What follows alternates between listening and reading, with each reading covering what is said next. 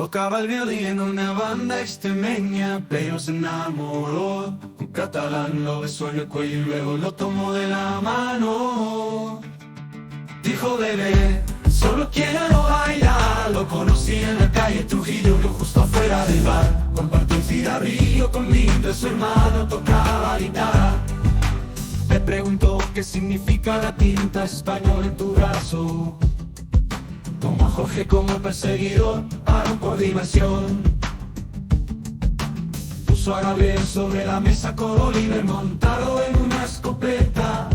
Charlé un poco más, una copa más en el bar.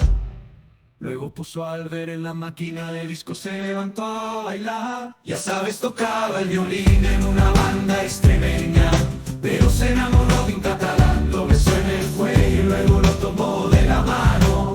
Dijo: bebé, solo quiero bailar con mi lindo niño cacereño. Eres mi lindo niño cacereño. Mi Cáceres boy.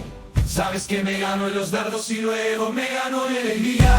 Y luego me besó como si no hubiera nadie más en la habitación. Cuando se dieron las últimas órdenes fue cuando se paró en el taburete. Después de bailar flamenco cantando melodías tradicionales. Mi lindo niño café.